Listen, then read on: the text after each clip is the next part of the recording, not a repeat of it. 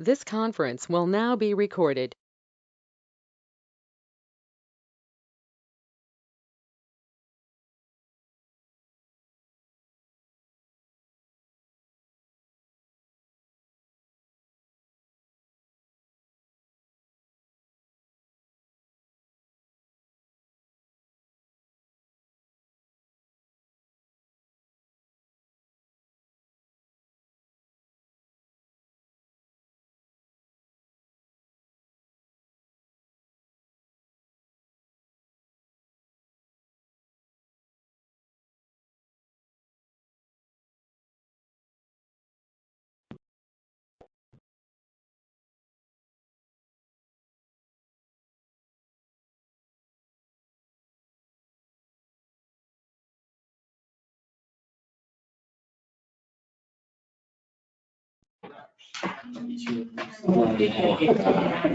Cindy said she was an FRA.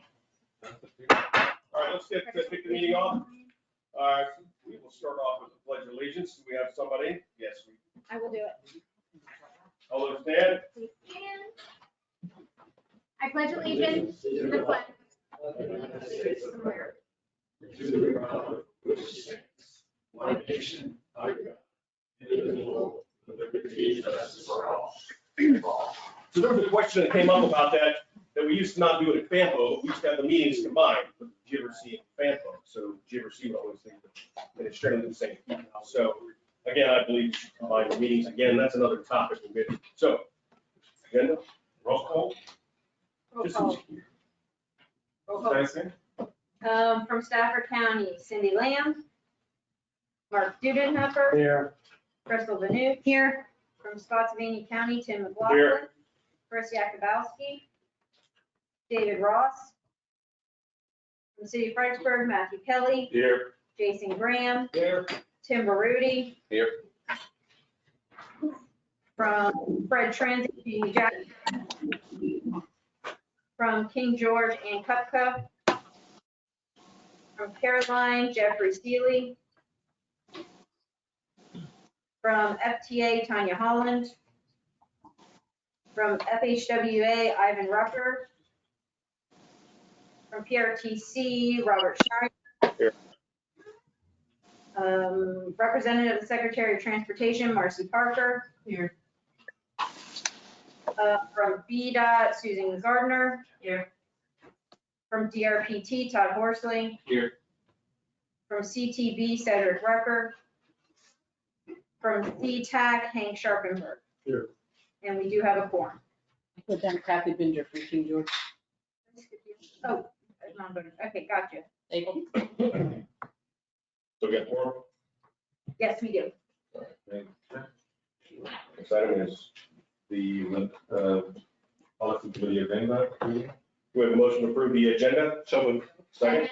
All those in favor say aye. Aye. Any opposed? Any abstain? Next. Public involvement. Is there anybody here? Just to say, we didn't receive any public comment before the meeting, but is anybody here? So is there anybody from the public who would like to speak? Seeing none, try one. The public hearing, we also received no comments before the meeting, but if anybody here. So this came up at the last meeting. We were asking people for public comment before hearing the discussion. So we have the discussion, then ask for public comment. So this is the draft air quality conformity report, Okay. which has gone out for public comment. So we just make time in a meeting for comment on the report that has gone out. So there is no requirement for discussion in this meeting. So they're sure that this is. It's a list of projects. Right. Effectively. So are we, so no action? No action required, just to hear if there's any public comment which we will record. But there was no public comments received, so it would only be if anybody. Is there anybody present that would like to make comment on the draft air quality conformity report? Seeing none, I guess we'll close the public. Great, thank you, Mr. Chair. And now we move into the consent agenda. Move consent agenda, submitted. We're doing one consent. That's the only other consent. Okay. All those, motion is second. Second. All those in favor? Aye. Any opposed? Any abstaining? Next item. It's my report, Mr. Chair. I'm just moving here. My report for October, next slide. We're just going to look at where we are with Smart Scale, the number of conferences that have happened. We just want to give some report back, and then I want to look at what is the FAMPO vision for the future. For a Smart Scale, this is the process that we've been following. I think you're all aware of it. And we're now in October, and we'll need to tell you that the projects that were discussed at the last meeting have now been submitted through the intake forms requesting VDOT assistance. So we're at that point in the process, and we will now be working with VDOT and others to get the details of those projects in place. Next slide. So the forms were all checked by each of the jurisdictions staff. They were submitted by Matthew on Friday, so all those forms have been submitted. And we've now requested technical assistance from VDOT. We'll continue to work with VDOT, DRPT, and the locality staff as tweaks occur, changes, and information is requested. The VDOT pipeline studies, which, as you know, are still in process, may give us additional suggestions or information which would then require tweaking of those projects. So it's not, it's an early stage in the process of submission, and we will make those tweaks as time goes on. So we are not finished with that, but it's begun.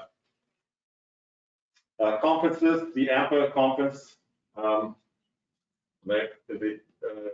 2021 was held in Scottsdale in Arizona. 3 of us were asked to make presentations. So on the left there is Matthew making a presentation on streetlight travel pattern analysis. Adam Hager and myself just presenting how we did the survey that you all know about. I think they were both greatly received, and we enjoyed the conference, learned some new things, which you might hear about from time to time. Next slide. The BTA conference, which a number of you attended, there were 2 awards, and we just wanted to congratulate both OmniRide and Fred's staff. OmniRide, some of the representatives who are here tonight, received an exceptional safety award at the conference, and one of the staff of Fred received the Employee Unsung Hero Award for work he did in making the buses in the Fred system adaptable and safe in terms of COVID and protective equipment that was installed on those buses. So congratulations to those 2 transit operators for getting those awards. Next slide. Fred, putting Jamie and Aiden on the spot, but Fred has begun. Was it today? Today, Fred kicked off an hour earlier service. So there you can see the different routes and the times. We now have buses starting at 6:30 in the morning and not 7:30 in the morning. And they did it without major financial costs and limited additional staff required to run it. But now we're getting an hour extra in the morning on the buses. People can get to work now by using the bus, when in the past the buses started later. So we're getting a better service to the public. Was there any input back from how we did? I know it was only day 1, but are we seeing people on the bus? We'd have to ask the 2 people from Fred. We'll get our final numbers and the final count probably by tomorrow.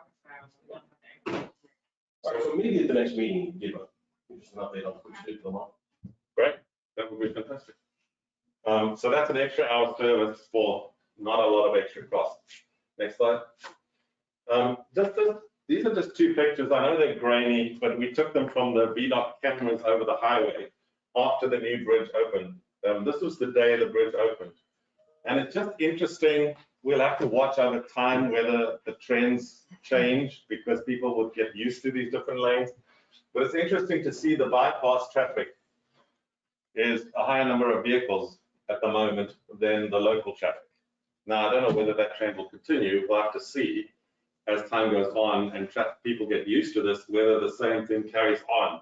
But that, you know, gives us some idea. Before, it was difficult to establish how much traffic on the I-95 was local and how much traffic on the I-95 was bypassing us and going to Richmond or Norfolk or wherever the heck they were going.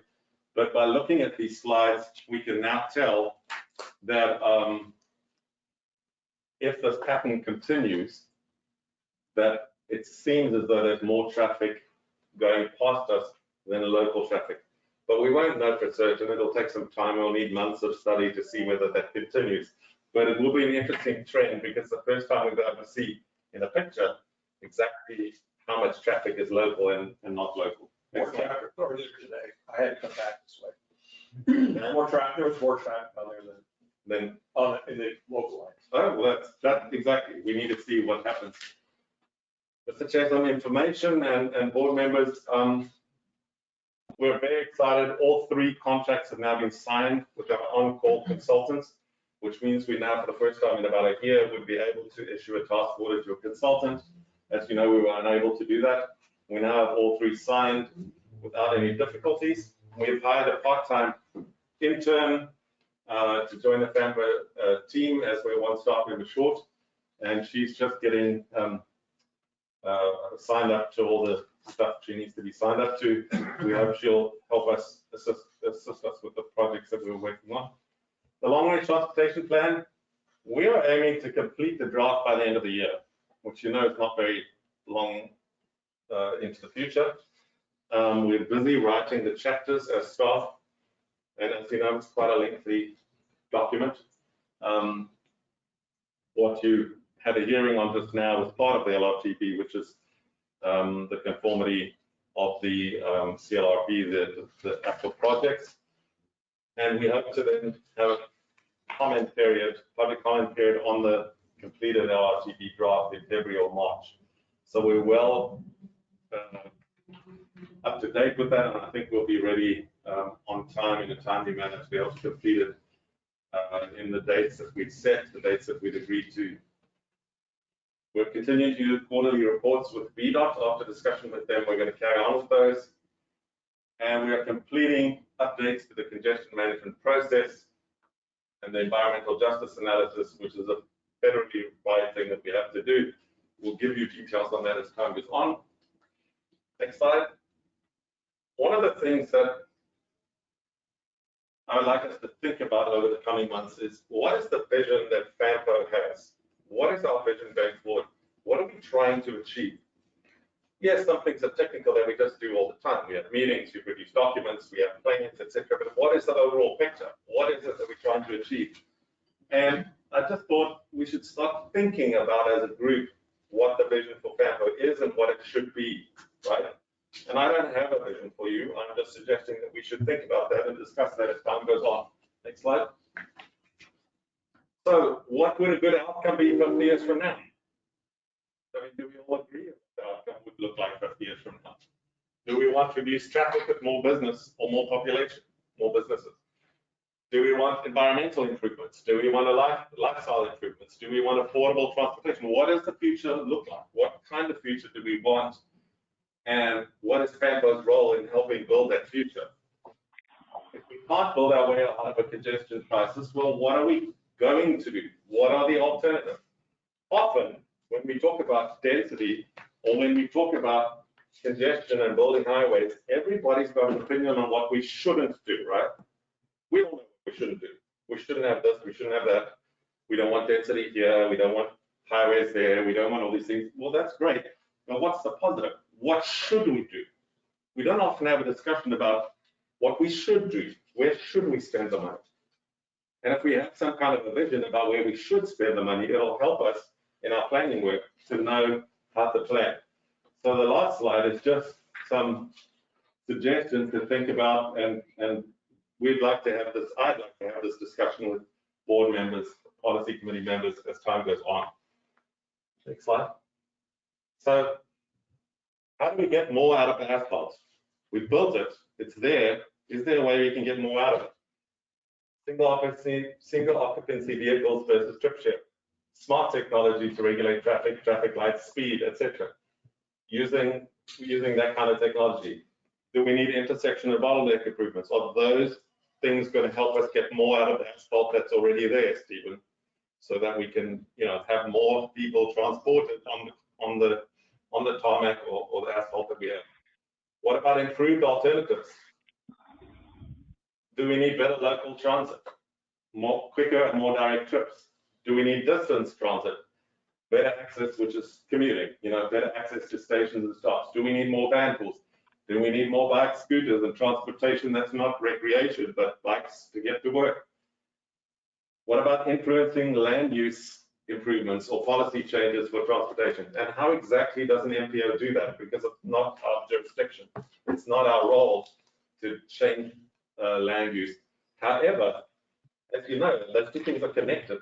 So if one lot of people, i.e. us, are building transportation, and another group of people, i.e. the jurisdictions, planning officers, are planning housing and business premises and land use, and they don't talk to each other, you're going to end up with a transportation system that doesn't supply the need that is there.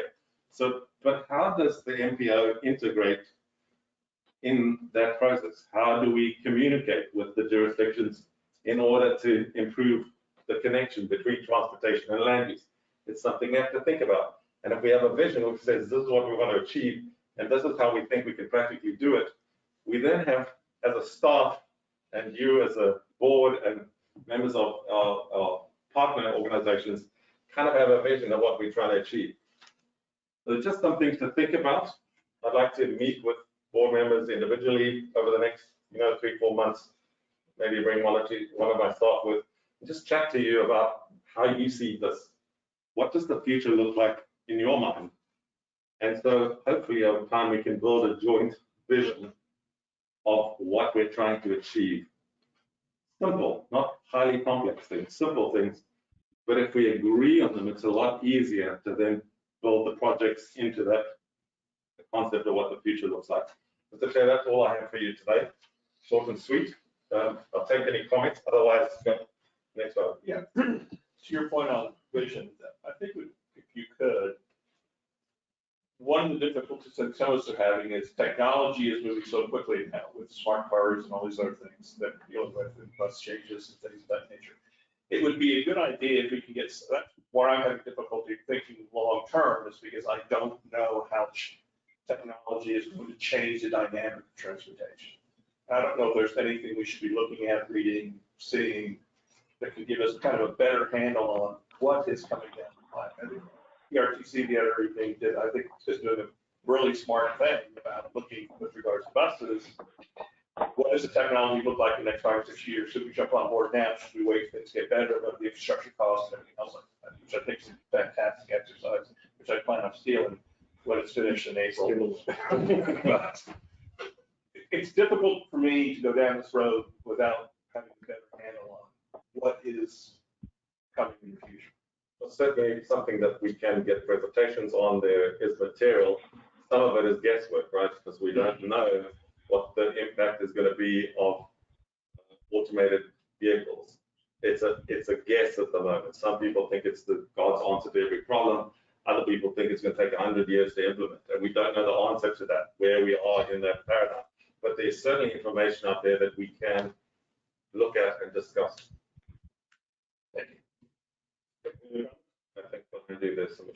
Yeah, I just want to mention, CPAC is working on a mission statement and priorities of work. And while we can't see 50, 60 years into the future, I would welcome a similar briefing. We think it would be useful for us to refine what we want to do and how we should place our efforts. So we think that will be approved by the next meeting, and we'd be happy to share that with you. Any comments? All right, next. Thank you very much. Next, I believe is our presentation. If I'm correct.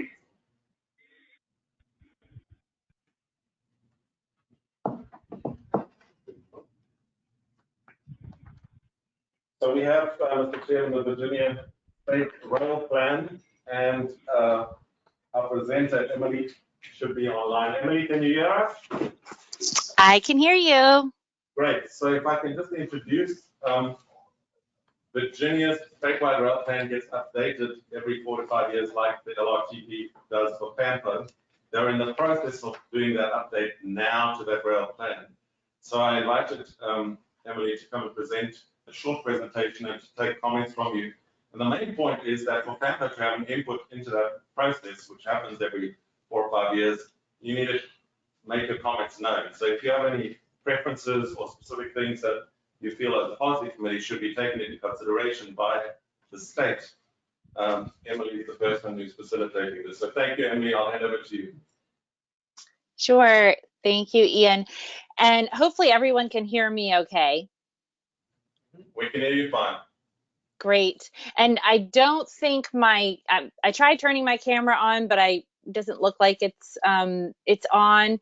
If you want me to turn it on, if you want me to try something different, I'm happy to. Otherwise, I'll just continue because the slides are the important thing. I think just carry on. You're doing fine. Okay, sounds good. Thank you. So I am Emily Stock. I am the Chief of Rail Transportation for the Virginia Department of Rail and Public Transportation. And as Ian mentioned, we are developing our statewide rail plan that we do every 4 years as required by the Federal Railroad Administration.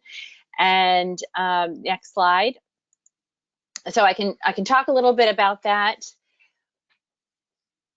We are planning, and I can go ahead and talk about the schedule. If you want to go to slide 3, I'll be doing an overview of the executive summary, our policy recommendations, and also our initial freight findings tonight. And as far as schedule goes, we did some initial scoping and visioning meetings in late spring and early summer, and we've been collecting data from Amtrak and also from the railroads over the last month or so. We're putting together a draft project list at the moment, working with the short line railroads and Class 1 railroads and also the Virginia Passenger Rail Authority. And as we move into fall, we'll be refining those projects based on the service development plan that we're completing. And you all may be familiar with Transforming Rail in Virginia, and I'll be talking about that in a little bit, but that is a plan that takes us out to the year 2030. And so the service development planning work that we'll be doing for the rail plan goes beyond 2030 and helps us to prioritize the projects that are in the pipeline based on the service that we want to see. And then our final plan adoption is scheduled for spring 2022, so spring of next year. And we've done a couple of surveys on visioning. We've gone out to the public through some online virtual meetings, and we plan to do another push of those in early next year when we start having some results that we can put forward and get comments on. Next slide, please. So this is a plan overview.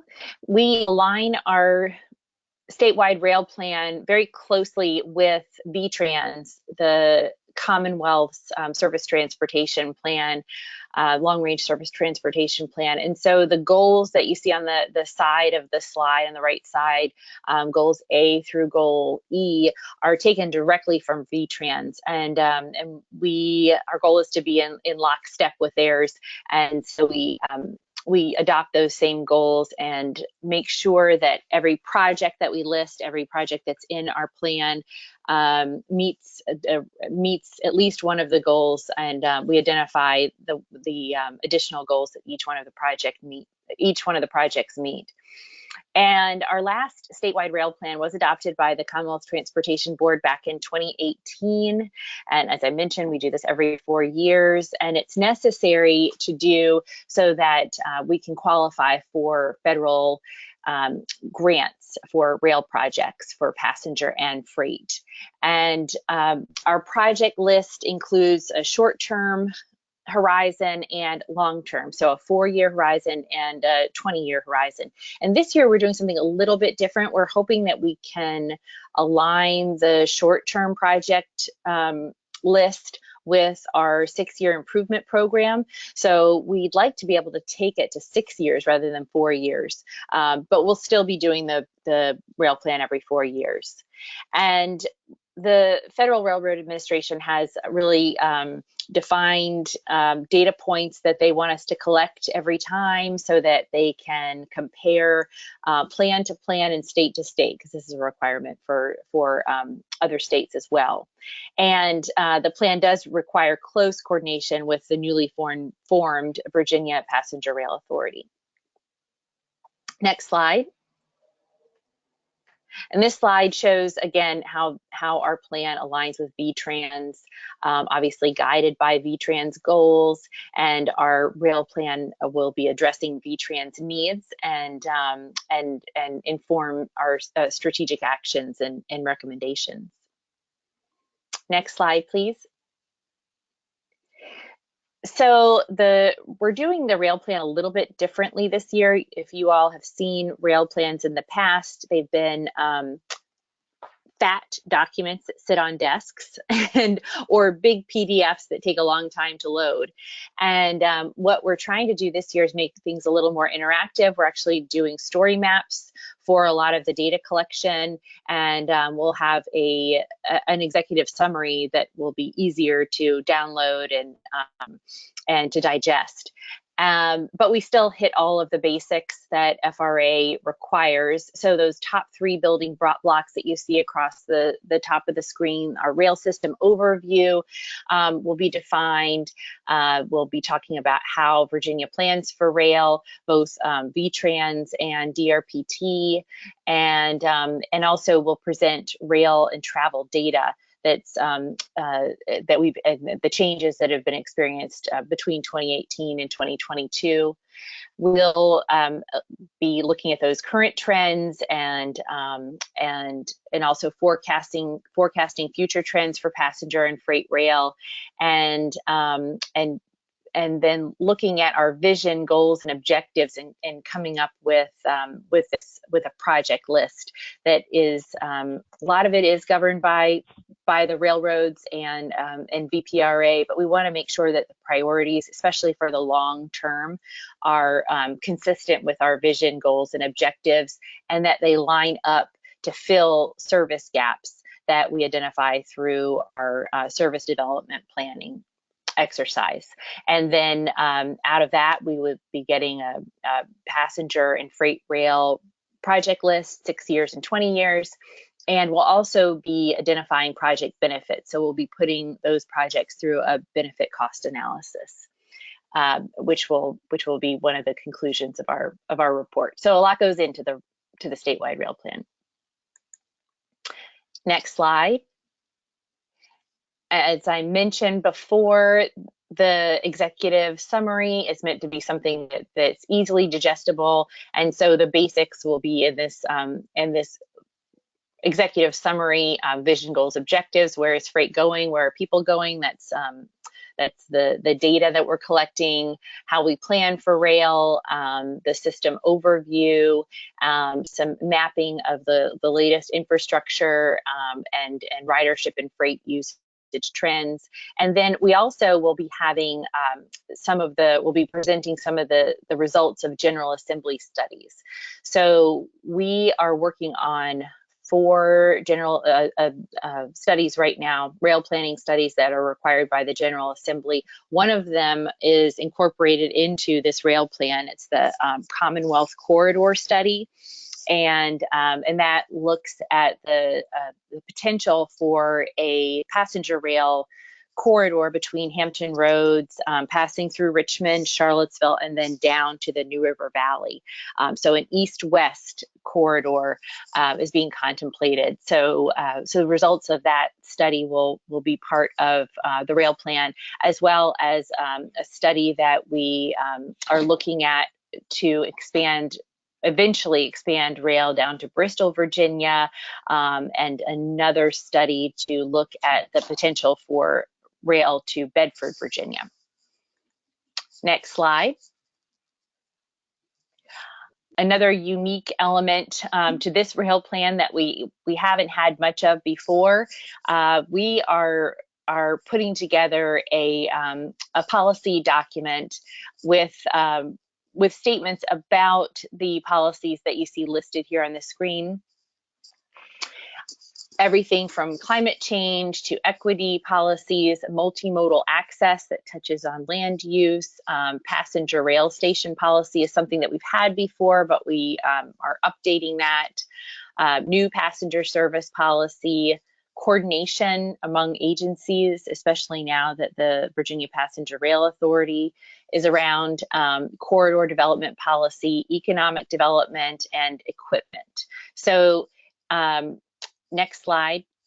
So part of the reason that we are doing this is this time as opposed to in some for some previous rail plans is because the Virginia Passenger Rail Authority now will own rail right of way, and we have a lot more control over over the questions that come up over these policies, and we get inquiries about these topics you know, on a regular basis, and oftentimes we have to answer that this is something that Amtrak is going to control, or something that the railroads are going to control, and now the Commonwealth will have more of a say in these policies. And so the rail plan will be documenting existing conditions, guiding documents, relevant industry trends, impetus for change. Why are we looking at the policies? Why do we maybe need to make some changes? We'll be documenting significant feedback that we get and that we've gotten over the years about the policies, and then also propose some direction on those policies. So this is what we want to do for each one of the policies that I mentioned. You could go back a slide and just flash those one more time.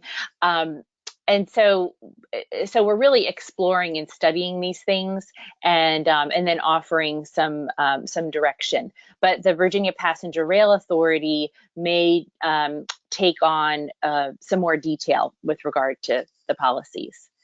And if you go to slide 10, after the policy format slide there, that's perfect. So that is a map of the Transforming Rail in Virginia initiative that we're working on, which is one of the big reasons for changing policies and really defining policies. And so for those of you all who are not familiar, the Transforming Rail in Virginia initiative is a group of projects and programs that DRPT and the Virginia Passenger Rail Authority are developing with both CSX, the Buckingham Branch Short Line Railroad, and Norfolk Southern, and they are all over the state. The most immediate projects are in the DC to Richmond corridor, and especially in BRE territory where you all are. We eventually, the Commonwealth will own half of the railroad right-of-way between Richmond and Washington, DC. So we'll be able to separate freight rail from passenger rail in that area, and also add capacity. And so the DC to RVA environmental study that you all may be familiar with, that was finished up in 2019, paved the way for that work. And then we'll also be acquiring the right-of-way for the formerly abandoned railroad between Petersburg and the North Carolina line, the S line. We'll be acquiring right-of-way for the Buckingham Branch Railroad from Doswell out to Clifton Forge. And then we're also talking to Norfolk Southern about adding service and possibly acquiring some right-of-way on what's called the Western Rail Corridor that you see in blue and green on the screen. So a lot of changes for rail in Virginia. It's very transformative, and so we want to make sure that we're reflecting that in the rail plan as well. Next slide. So another big change that will inform rail planning policies is the Virginia Passenger Rail Authority that was recently formed. And so this is in as a direct result of transforming rail in Virginia and the fact that the Commonwealth will be owning right-of-way, the authority will be holding that, and also will be negotiating with Amtrak and other entities for this expanded service that we anticipate. The Virginia Passenger Rail Authority will also be managing the infrastructure projects that are going into making these service improvements. So one of the duties that DRPT will retain with regard to rail is statewide planning. So that's why DRPT is doing the statewide rail plan. We also are retaining freight work, both for planning and the grant programs that DRPT oversees for freight rail. That's shown in this slide. Next slide. So next steps with the policies, we're going to be talking to the Commonwealth Transportation Board about rail policies, and we'll also be working very closely with Virginia Passenger Rail Authority. And we want to, in January, when we in the early 2022, when we go back out to the public and to talk about the rail plan, we also want to get feedback on policies. We did get some feedback early on, but once we have things a little more fleshed out, we'll be coming back out to folks. And if you all in this group at FAMPO have comments for us, direction for us on the policies, please, we're happy to hear your feedback. And am I doing okay on time, Ian? I think I just bring it to a conclusion in a couple of minutes. That would help. Okay, sure. So I have a couple of slides on freight rail, so you can go to the next slide. We're also really focused on freight.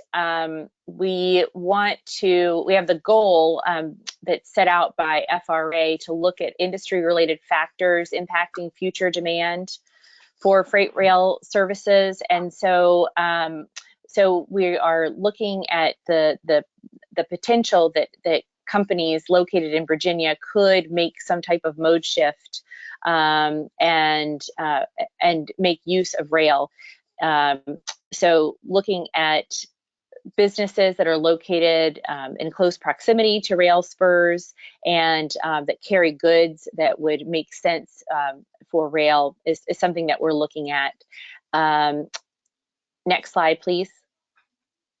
And we are developing mapping to show some areas of focus, and we'd like to work with economic development groups in these areas to see if there are businesses that we could match with railroads and figure out what their freight needs are. And of course, part of that is to help with congestion on our highways and make it easier for goods to be getting in and out of the Port of Virginia.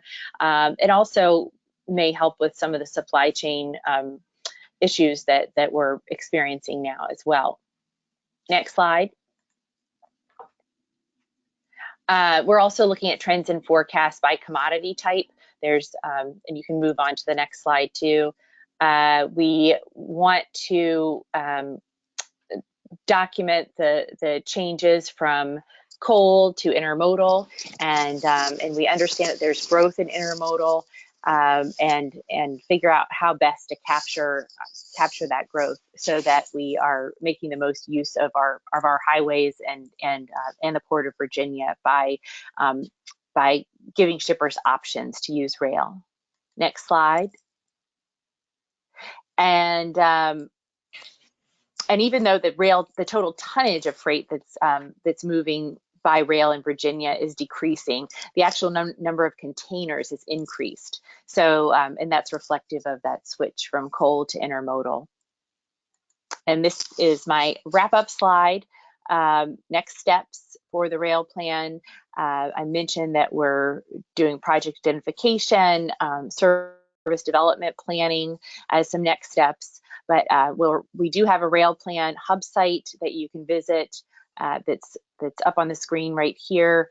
You can access it through the DRPT website, and we welcome your review and feedback anytime as the process moves ahead.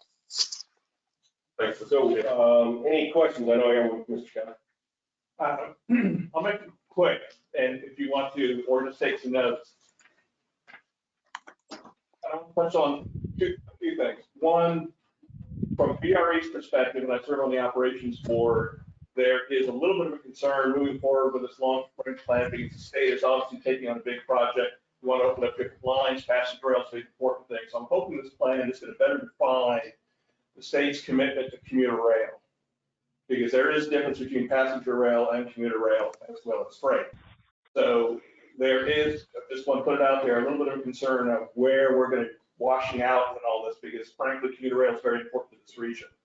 And hopefully it doesn't get lost with all the other great plans that are going on and with a limited amount of funds.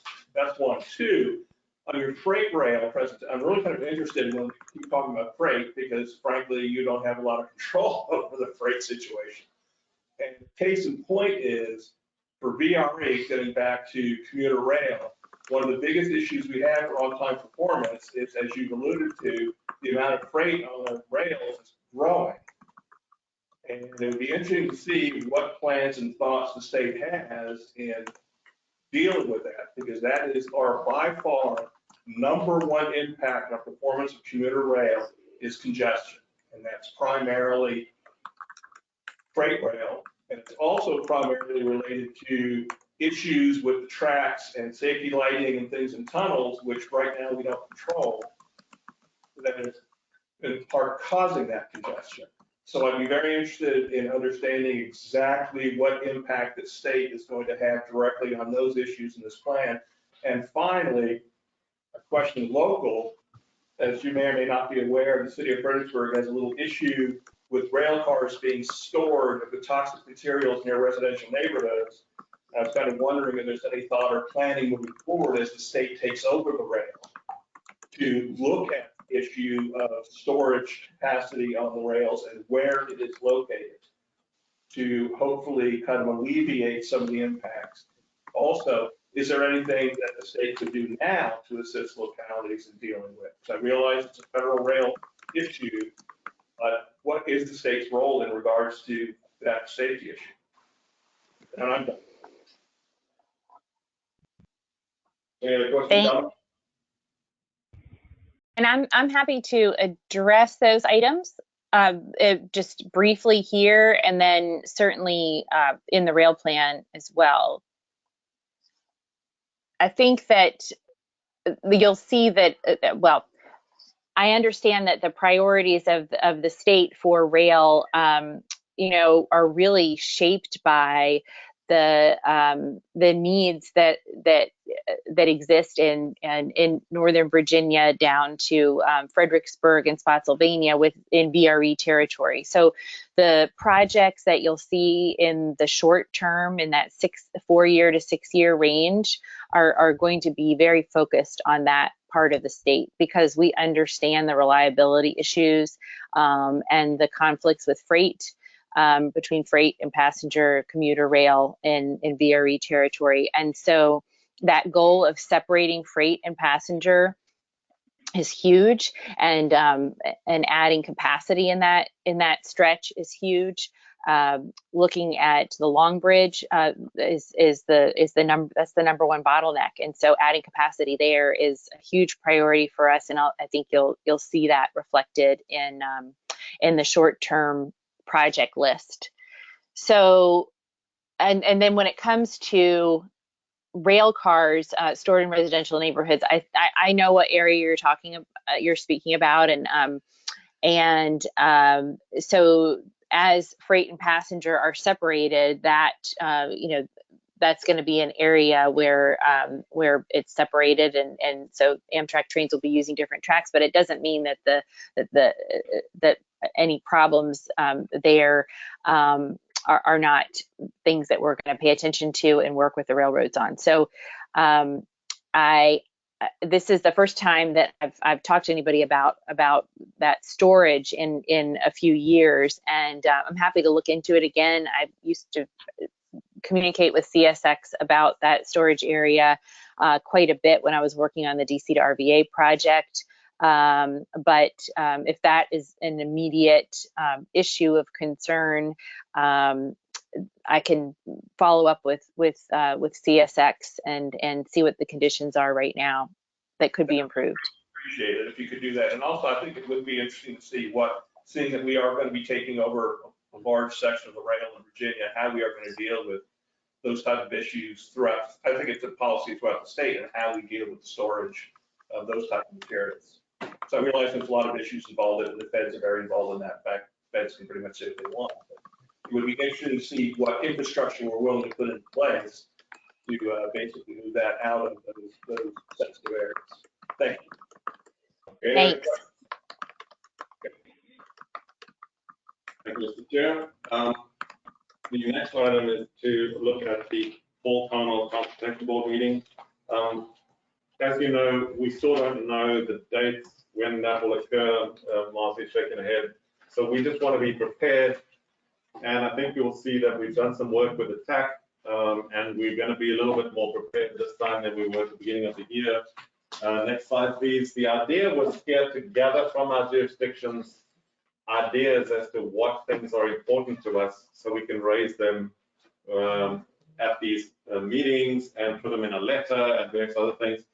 So these, you've got this list in your pack that was emailed out to you. So you've all seen these. There's nothing on here that you haven't already seen in your pack. These are the suggestions for changes to the technical side of Smart Scale. There are a list of those there. The two general purpose lanes, which we argued for at the spring CGD meetings, they're back there. These are all technical. The hours of delay, the way we deal with that in Smart Scale, the thresholds here at Smart Scale, etc. The TAC has got some further suggestions on how to deal with the size of the jurisdictions, because at the moment there are big jurisdictions and small ones, but there isn't a lot of scope for those in the middle, and we're kind of in the middle. So we think that we could get some additional slots for applications for projects. If we get that right, FAMPO won't be able to only submit 4 and WRC 4, but maybe a couple extra. So it'll give us extra slots. That's what that's all about. Next slide. And then these are things that are unrelated to Smart Scale as well. A potential VDOT study to improve traffic flow on US 1 as a stopgap alternative for I-95. You'll remember I've said in previous meetings of this body that if the I-95 goes down because of a truck that goes vertical, which we've seen recently, or God knows what else, what's the alternative for a motorist, right? Where do you go? So I know some people are interested in an additional bridge for our local traffic, but what about the through traffic? There's nowhere for it to go. So Route 1 is potentially an alternative because it already exists, but there's so many traffic lights, there's so many access points, there's so many things that happen on Route 1 that it's slow. So the proposal here is for a study that's not just for our region, but that the state looks at across Route 1, so that there's alternative. When I-95 gets blocked next time, there is at least some space for cars and other traffic to go somewhere else. And this one over here is about rail. The FRA, when I met with them when I first was appointed to FAMPO, said to me the two things we would really like for economic development are weekend trains to help with the traffic on the I-95 and reverse commuting to increase the pool of potential labor for this region. So if you're finding it difficult to fill jobs, which we've certainly seen, where you're going to get additional workers from. So by having reverse commuting, you increase the pool of people available in the local area to fill positions. And so reverse commuting on the trains would be an option. So this is just asking for investigation. It's not saying you have to commit money, it's asking them to investigate this, because the economic development folks have been saying that core growth, economic growth in the region, these things will help. So there's a list that we've workshopped a bit with the TAC. Happy to take changes, edits, deletions, additions, or whatever else, but that's the list. But it is in your pack, Mr. Chair, so I won't belabor it any further. It might not get to the scale, but one of the things that has been discussed a little bit now, when you're talking about I-95 congestion, what happens to Route 1 and all our streets when 95 goes by, is emergency vehicle access to 95. Yeah. I mean, there needs to be potentially some emergency entry and exit points coming off of 95 to make it easier for fire trucks, ambulances, and get on and off the scene. I mean, we've talked a little bit about one in the city being a little bit closer to the hospital, so I don't know what the demographic, what it would involve doing that, but I've had 2 meetings where we had everybody sitting in the room with emergency personnel for this entire region, and every time this comes up, it's, well, I don't know. Well, I mean, we've got some of the senior VDOT people from our district here. I don't know if we need to add it to I this, can throw that out there for. but I certainly think that we've asked the region to think through whether something needs to be done about access for emergency vehicles. I'm not going to, unless you request it, I'm not going to specifically add it. Just figure I'd bring it up. Thanks. I've got a comment. Okay, done. Thank you. You happy with this list? Thank you. The east-west mobility study, this is not meant to be detailed, Mr. Chair. This is just a rough thing to say we're working on it. It's happening, right? So just go to the. Oh dear. Okay, the computer seems to have frozen, ladies and gentlemen. I will just talk you through this. I don't need the slides. I just want you to know that the east-west mobility study has kicked off. We've had 2 stakeholder meetings. The first stakeholder meeting was just to give everybody the data. Go to the next slide. You'll remember that these are 2 phases of the study. Phase 1 has already started. Phase 2 will kick off early in the new year. Next slide. The stakeholder group has met first on August the 9th. We looked at the study goals. We looked at the relevant results from the survey that we did that might help inform the study. We presented a background. Background transportation environment issues, what's going on around us, where will the jobs be, where will the housing grow, etc., to understand congestion, demographics, and so on. And then we had a discussion on what are the areas that needed to be studied in the study. Next slide. And then you can see just 2 of the slides. I just picked 2 as an example for you. That shows you where the population is in 2020. This shows you where the population is going to be in 2050. The purple boundaries are where you have the largest future increases in the population predicted, right? So this is 2050. Dark blue is more population.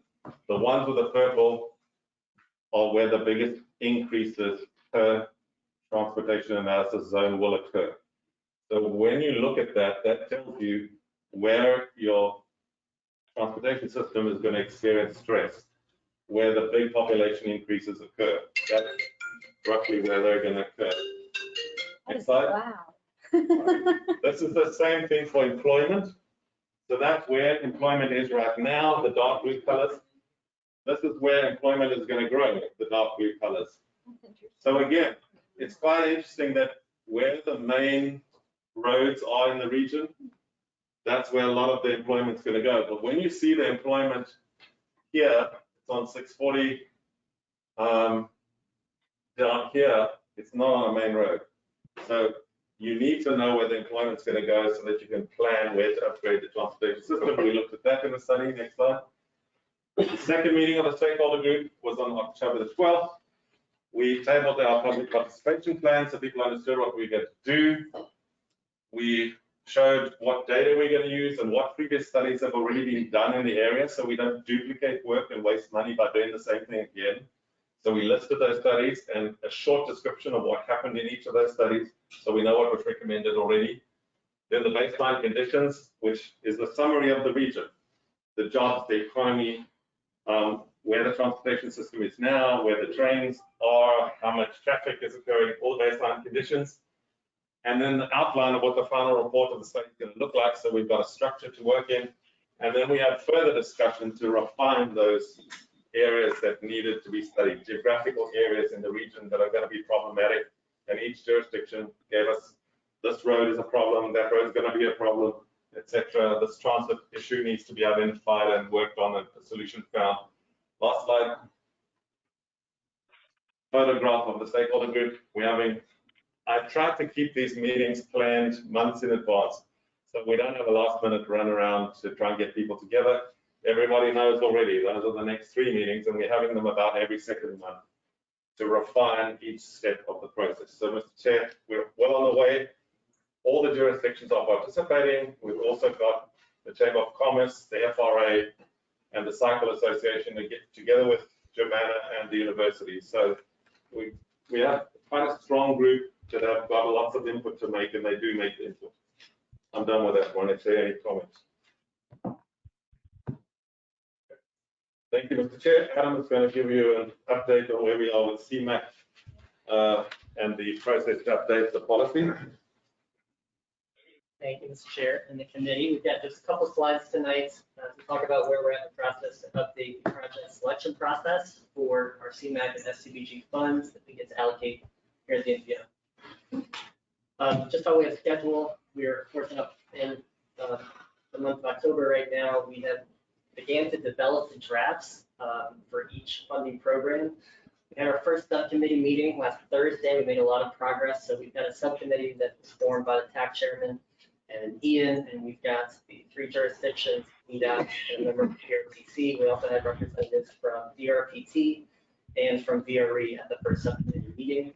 I think we've made a lot of progress as far as setting the guardrails for the overall way that we're going to score the projects and then allocate funding. So next month, we're going to present a working draft to our committees and have our next subcommittee meeting on November 5th. We have a special TAC meeting in December, so of course the board does not meet in December, but we are going to have a special TAC meeting to continue pushing this thing forward. And then we'll have a complete draft out to FAMPO committees in December before the holidays. So be on the lookout for that. And then what we're going to ask for in order to give as much time as possible to the scoring and allocation process in spring is for this board to approve the documents in January. It's a tight time frame, getting this on your radar now. Questions, comments are welcome in this meeting. And then of course, me and Ian offline as well. Next slide. And then speaking of the allocation process for the spring, once the documents are both approved, we're going to have the intake, screening, and scoring process. In March, we're going to present the scores to our committees, give a whole month for review in April. So if there's any fine-tuning questions, comments, that sort of thing, in April, we have that month. And then in May, go ahead and approve the allocations, get those over to VDOT for their books, and submit those for consideration by the CTV in June. I'll highlight just a few comments that we've received over the last couple of months. Are we frozen, Matthew? No, we're good. Okay. This is a very high-level snapshot of a handful of the comments that we've gotten both from our planning partners at the TAC level, from board members, some comments that we've proposed as a staff to help guide the update for what's happening right now. So, for instance, we want to have a defined number of applications. So it's not just 25 applications that our staff doesn't have the capability of resources to score in a short time frame. We want to define the process for reviewing and adjusting draft scoring. So what's fair game for discussion after we present a draft? Have questions like that answered in these documents. We also want to look at the data sets, how committed funding is accounted for. So what does committed funding mean? Have a better description for that, right? We all want to have a fair sort of playing field to start from. We also want to look at for our applicants, kind of at the staff level, to provide additional information when they submit projects. So we are having to go back and say, you missed question 3 down here, or you missed this data set here. So we want to have that upfront on the table from the start. What we've included in the packet, you'll see that there's 37 slides in this presentation. I'm done. But in the packet is all the comments that we've received from our jurisdiction partners and also from VRE. So we won't go through those in this meeting. They're in your packet. We are always happy to get comments, questions from the board as well. And again, we are in a very tight time frame in order to get these documents approved in January. So we want this to be clear, transparent. The process we're doing not just to update the documents and how we score and allocate funding, but also this process of making the updates. So I'll leave it there. Happy to take any questions. Mr. Chair, if I could just make one final comment. Thank you, Adam. That was a great presentation. Just to remind everybody why we're doing this, the current policy is one of the oldest policies that FAMPO has. It's over 10 years old, and so it's really out of date. And this is the policy that's caused the most unhappiness between jurisdictions because it's really out of date and it allows all sorts of interpretation. So the point of all this work that Adam and everybody else at FAMPO is doing together with the jurisdictions is to say, let's nail down the unhappiness into specific line items and say, this is the data set we're going to use, this is how we're going to score it, and get fine detail into that so we cut down on unhappiness by reviewing this. It's a really old policy and we hopefully will fix it now by January. Okay, all the jurisdictions are working together right now to develop this great. Any other comments, questions on this? That's good. Okay. The last item is the bylaw. Yeah. So we don't have a presentation as staff, we would ask to put it on the agenda, we've just made this point. So, I asked to put this on here, and I think this is a good opportunity because we've had some issues. We, again, Spotsylvania is not happy with the quorum issue, where one jurisdiction just walk out if they're not happy. So that is one of the issues that we want to put on and address in the bylaws.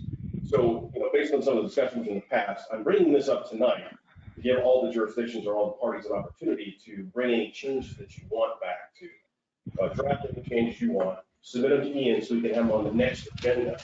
So we can discuss them and potentially vote on them at the next agenda, whether or not we want to include them in our bylaws.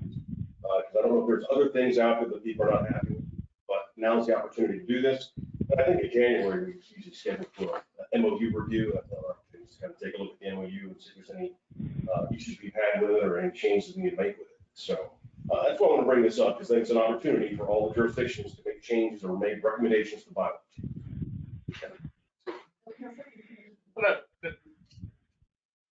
We need to get beyond that, fully understand. And there are issues that some of us have discussed that are in play, not just with bylaw, but the quorum issue is policy issues when things are brought up and how they're voted on. Two things I'd bring up. We do need to bring this to conclusion. I understand. I would bring up 2 points. In the past, we have gotten together and done some groundwork as a smaller group to bring something back, which I think instead of everybody throwing a bunch of things onto the table on a meeting, it's just going to result in similar meetings in the past, which I think we would all prefer to avoid. So one, if we could probably put something together where some of us, or each jurisdiction has representatives in the room, where we let CAO, I hate dumping on CAOs, but they've been put in this position before, of giving them an opportunity to have a talk about it and put something together. And maybe, I don't know if we could get it done, but then the only other thing I'm concerned about is we're about to go to the election cycle, and this board is going to change. And maybe give us at least until January, or put a date on January, February, and say, we are going to bring something back on this for discussion. But I think coming into an election cycle, things can change with Board 1, 2, and I think I would prefer, speaking for myself, anybody else wants to jump in, that we have done better in the past when we've taken the time in between meetings to try to work through these things, instead of trying to have these discussions at a board meeting. Yeah, I'm okay with that. Okay, as long as we don't slip it. So what I'm going to ask Ian to do is put a timeline together. And if we want to start with the CAOs, let them put the initial draft together, and we can go ahead and get something together between jurisdictions, send it out through CAOs. Let them go ahead and take the initial draft, get together, pass it to Ian, then we potentially do another. Well, I don't want to speak with CAOs. That's fine. I just want to remind people about the process that we did before, and it definitely caused some consternation, so I agree with you, and I also agree with that the board's changing, but I just want to go back to that. Is when we had a bylaw subcommittee meeting, we started off with the CAO recommendations, those came to us, and then we solicited input from all the other jurisdictions as a team, put together one document with everybody's ideas in that. Now, the reason I bring it up is it sounds good in principle, but what really happened is people got very angry because some of the suggestions and ideas, because I was the person that accumulated them all, some of them I put in there were things that people suggested, and I knew immediately that it was not going to be viable. But the point is, to be, my perspective was, let's learn. It's like, learn why it's not a good idea. So we included all those things in the document. I'm going to bring this up to warn y'all. It sounds like a real logical thing to do. And in hindsight, I would have done something different and not included everybody's comment. If we knew someone had an idea or a concern or a change that was not legally appropriate, I think that that should not be included, and that should be allowed to be extracted out of it. Or we have a much more mature body, and God forbid me saying that, or a different group of people that would not, that would accept that at face value as someone doesn't realize it. What do you guys think? I'm just telling you, please avoid that. We all know how painful that was for all of us. And I just saw that as a significant lessons learned from this body. That was a hard one too. I don't think this one's as challenging as, I don't think we're talking about the MOU and all those changes. That's still, you know, it's in place. I think this is really gonna come down to an issue of dealing with a quorum issue, and, you know, I fully realize that we vote to win and we vote to lose. It's more of ensuring what comes before the board and what manner. I think it's back and forth on this discussion. That's right. I mean, I think, I understand where you want to come from. I think those are valid points that can go into the CAO's launching tool. We'll put ours about the forum. You bring about how something's brought to the board for vote. If there's a known, you must bring it up at the previous meeting for discussion prior to vote, something like that. Those are policies that can be put in place in the bylaws. I just think it's more policy that, because I've sat on the board for a number of years, and I've had situations where it's been city in Fredericksburg, city in Stafford, and, you know, sponsored agencies on the outside, that it's gone around, and it's always gonna happen, and there's always gonna be these things that go on. But the process of how we operate the meeting and how things come to this board is critically important for everybody. And if we're gonna get it done, and everybody's gonna leave here, maybe not happy, but not ready to walk out of the room, I think that process component is, frankly, was the reason why this all happened from our perspective. Mr. Chairman, another couple of things that were in there. One of them was a consideration of specific amounts for each jurisdiction to contribute to FAMPO. So that's GWC. No, that was still in FAMPO. So we don't have a kind. I mean, they're about to finish with it, that's the MOU with GWC. Okay, all right, I got the two mixed up. You're on too many commissions, Cindy. That's no different than reducing that rate cap. That's GWC. So, yeah, we don't, that really doesn't affect this one, so I think that makes it easier too. Mr. Chairman, can I ask a question? Yes. So would this then be an opportunity if, say, there was a locality that would like to have a greater voice to potentially become a voting member of FAMPO? I'm speaking of my own. Yeah. So we have a meeting tomorrow, and I'm prepared during my board report to ask my colleagues if they have a desire to do so. Because I too asked the same question of staff today. Is for FAMPO, is there a local buy-in that we would be responsible for every year? And I was told, no, that's GWRC. It just would affect how the money gets So allocated. I don't know. I think it's worth a discussion. I don't know that it can. I don't know. And then that would be my next question is there a population requirement I don't know. I that think drives membership? it's like, What it brings up, first off, it's going to be controversial enough, I think. I'm not going to be here, God help, God bless everybody, okay? But what it will do is it brings up the argument and the discussion about weighted voting. I mean, I don't think we That's could. agreed, right? Right, we can't, in my opinion, and again, I got one more meeting, okay, is that by bringing in King George or Caroline, we are now opening the door to population and weighted voting. And I think there are at least one of the current members that's gonna have serious heartburn with that. Sure, I would counter to that though, that King George's population is similar to the city's. I'm not arguing that. But I'm just, what I'm saying is this is This just got really interesting. This is a long-term discussion that has merits on some sides. You know, there are political issues to it. There's, again, the weighted voting. You know, Stafford has almost 160,000 people. City has what, 28? Is that what the latest census said? Yeah. It went I mean, down. King George has about the same, so I mean, Stafford, what, 5 times larger? So, but we have 3 votes, they have 3 votes. They have 3, you got 150,000. So you see my point is that I think it's good for discussion after I'm Agreed, gone. I'm gonna miss all tonight. No, I agree you do it after I'm gone. You don't just want one more knockdown, drag out, Mark. I'm just telling you, it's, we have, that's one of those, we've tap danced issues and tap danced around that many times. And I think VDOT would have some issues. I mean, there are a lot of questions and things that would have to be discussed.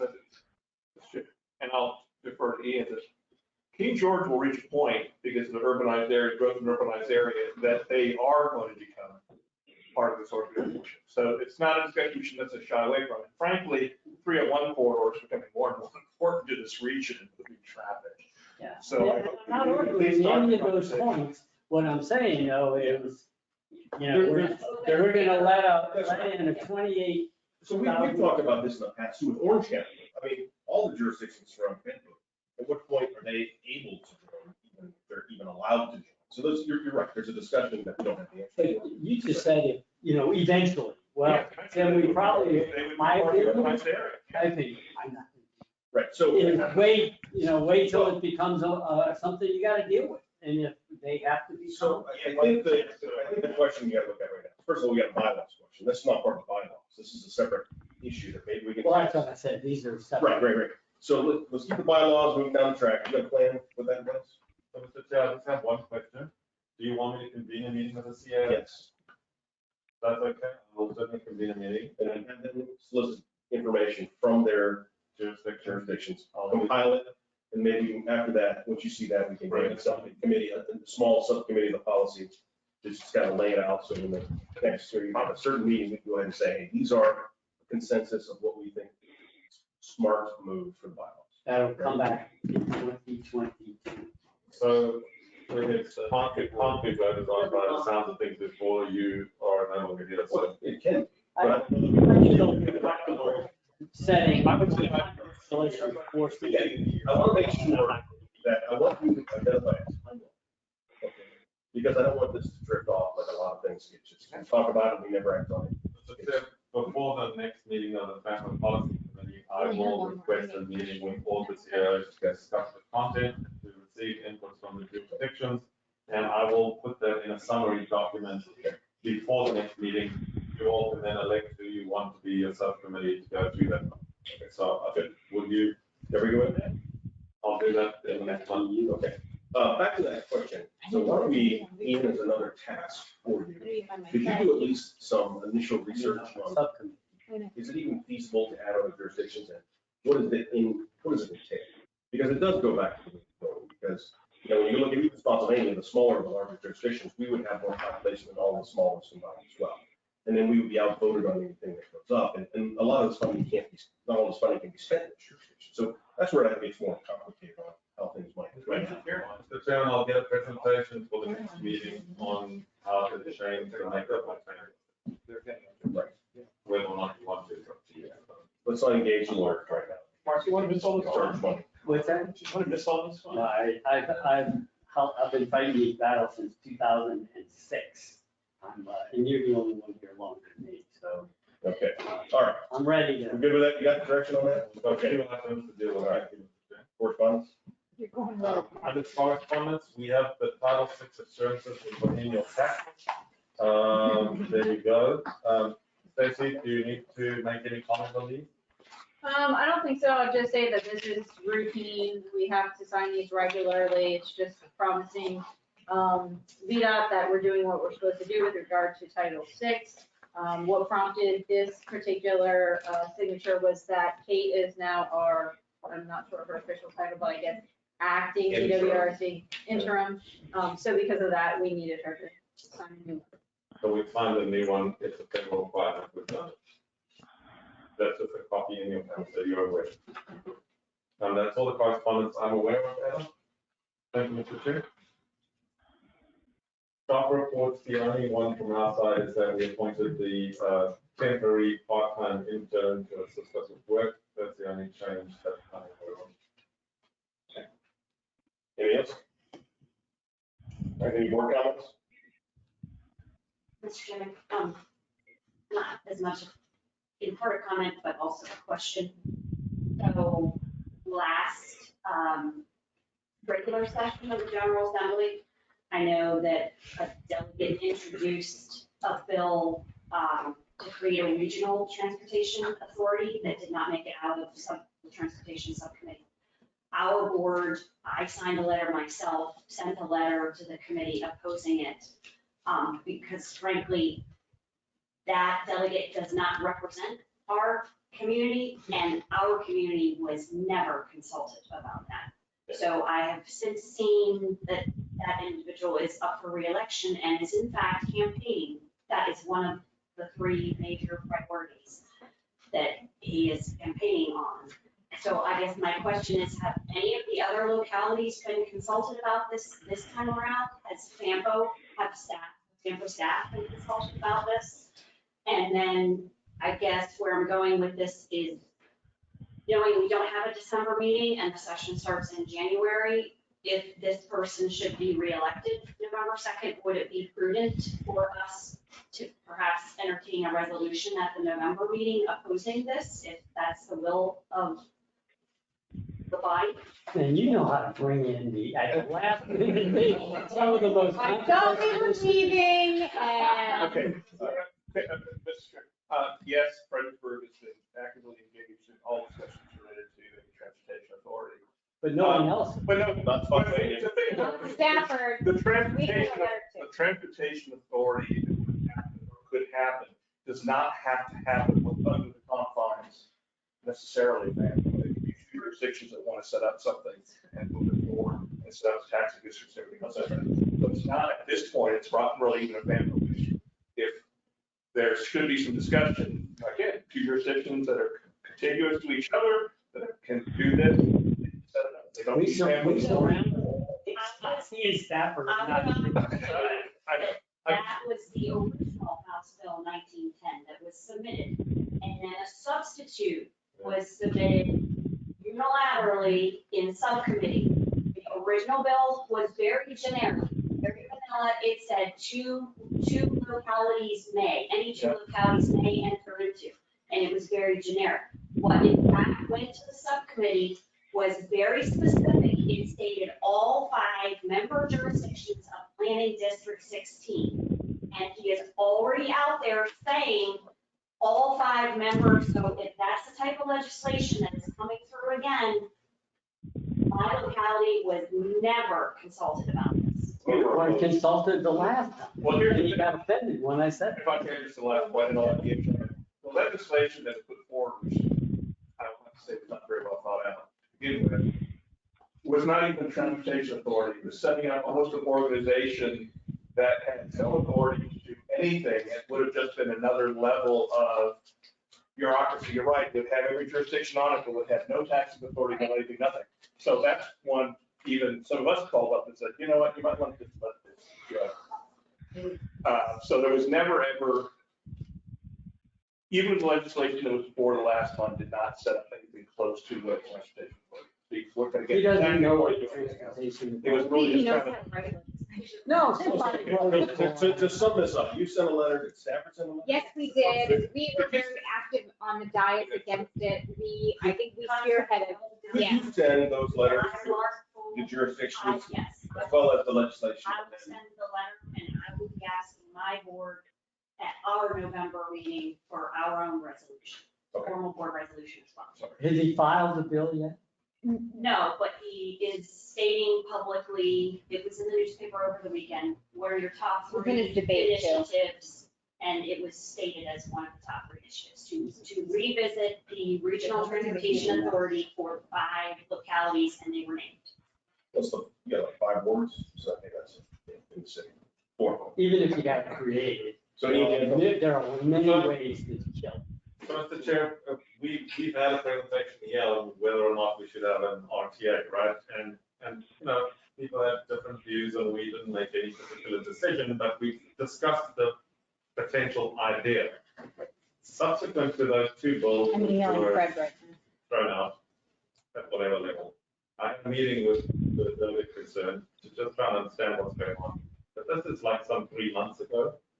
And to answer your question, yes, I'm meeting with him, and he indicated that the substitute bill was not really what he wanted. The initial bill to allow any jurisdictions to have to work together to form an RTA is what he intended. What you're telling me now about what you've seen over the weekend, I know nothing about. I haven't seen it. I don't follow every level. But stay a little bit. So I can't comment on what you've seen in the paper over the weekend. But to answer your question, yes, I did have a meeting with him, and I said, time to discuss the concept of having this, but you need to work with jurisdictions. I don't know what has transpired in the last couple of weeks. By the way, FAMPO, I don't want to make it. Let's take a position. Well, there's somebody saying. I was gonna ask, so our board was very active, and I mean, and we even attended the committee meetings, we're ready to testify in opposition. I think we actually we spoke it during public comment time, about it, Cindy Shelton and I, or Cindy Lamb and I, she's Shelton. And so, I mean, I just sent our county administrator and copied my colleague, sending the letter over to you, and I personally think just knowing the track record of this particular delegate and with this kind of stuff that they try to draft to impact all of these localities and unfunded mandates, that we should probably propose something sooner rather than later to get it out there. I think we get to the election first. Well, our next meeting, Yeah. we'll know. You want to make a motion? I would make a motion that we pull, okay, I would make a motion, unless somebody wants to amend it, that we pull together the letters that everybody sent in opposition, and we put that forward as a resolution against the RTA. My only comment is that, and I have no, as you know, no political affiliation. Happily shoot down a particular manifestation of an RTA, but try not to shoot down the whole concept of an RTA. Because then we may one day in 10 years ourselves want to have an RTA because we suddenly decide we need to put another bridge crossing and we don't have money and we need to have an RTA. So my only question as a planner is to say, well, we shoot down individual people's individual concepts. Just don't shoot down the concept of an RTA because we might want to bring it back in the future. That's what I'm saying. The board's changing next week, or next year. Who knows what's Yeah, going on. I mean, if anybody else has a substitute, or I'm looking over at King George. I can't vote. Oh, you can't vote, so, yeah, you can't. Bobby, you're okay Well, with it? I would just oppose any RTA this time. I mean, I'd make that substitute motion. We do not, FAMPO at this time does not support the formation of an RTA, a regional RTA. I like that, that's good. I'll make that motion. All right, I'll withdraw mine. Well, And, substitute motion. For the next meeting, or you want to vote on it? I think we need to vote on it, see this goes back. Well, we don't know, we don't have the information or anything else like that. I'd rather wait to see as election turns out. Let's not rush to the. Maybe move. But if somebody's can't, I mean, I'll second it just so we can discuss it. I think we need to come out strong that we oppose it, because what happened last time is it got kind of tucked in, and we were all running around in February trying to get everything together, and the holidays are gonna come, we don't have a meeting in December. January, we have new boards, we're gonna have to brief, I mean, Stafford's gonna have 2 brand new representatives, we're gonna be teaching them all about transportation. And, I mean, I know that's our problem, but. Bring all cards on the table, I think, frankly, we need to look at some type of regional transportation authority, if we want to get all the projects from one done, because we're never going to do what we need to do. But having said that, the fact of the matter is, no matter what comes out, right now, there's not political will on either side to push this issue. There never has been. Anything that comes out of the General Assembly will give us the authority to do it, but no, there's going to be no legislation coming out of Richmond that says, you will form an RTA. This is I how think you the can- substitute went really close. It did, it mandated it, and have you not seen the 1,000 mandates that they forced on localities this Let's past wait, year? let's see what the legislation is, please, I'd like to see it. I mean, I'm not necessarily saying, if it's gonna mandate it, I know it's, it's a deadline. My hope is that we, as we discussed, and we keep coming up with projects that don't meet our jurisdiction, so go, I'm sorry, we don't have the money unless we have match, which has been killing us for over a decade because we can't meet the matches that everybody else has.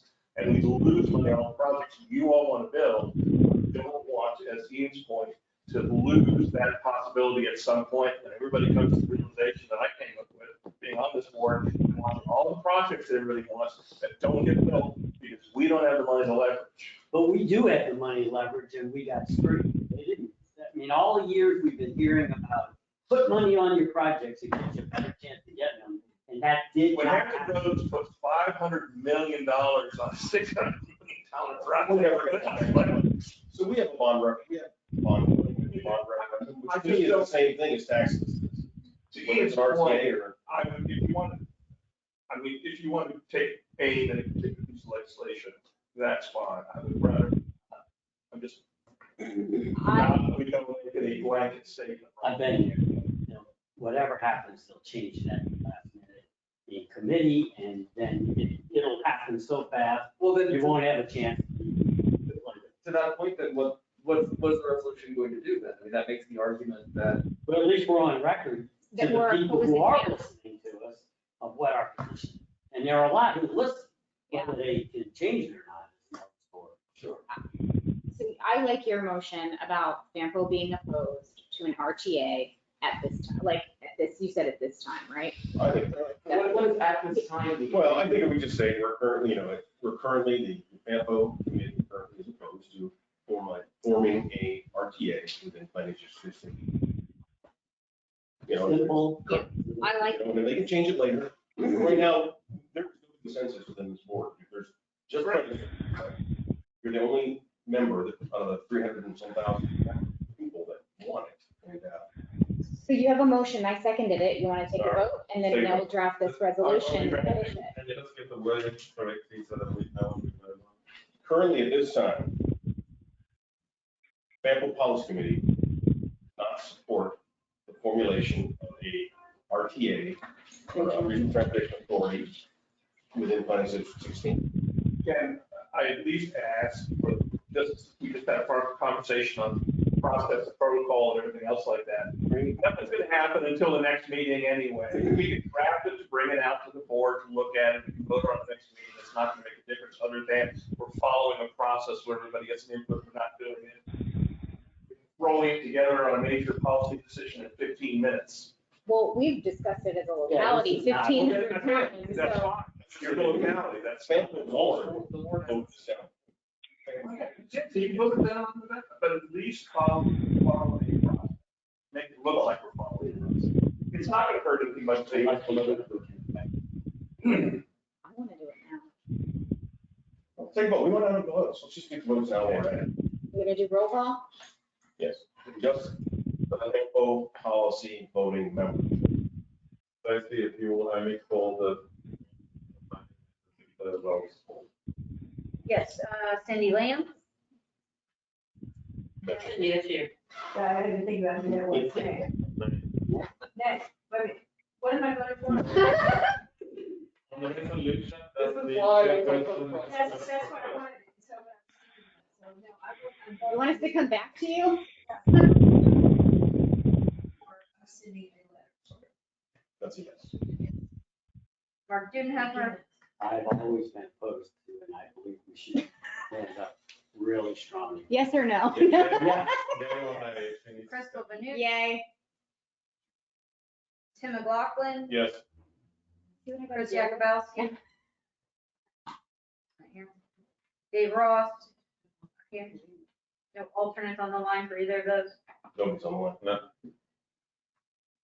Matt Kelly? No. Jason Graham? No. Tim Baruti? No. PRTC Bob Schneider? Abstain. Representative from Secretary Local of question. Transportation, Marcy Parker? I agree. So we have one abstention, 4 no's, and 4 yes. So fast. All right. 1 hour. Marcy, why are you getting involved in the politics?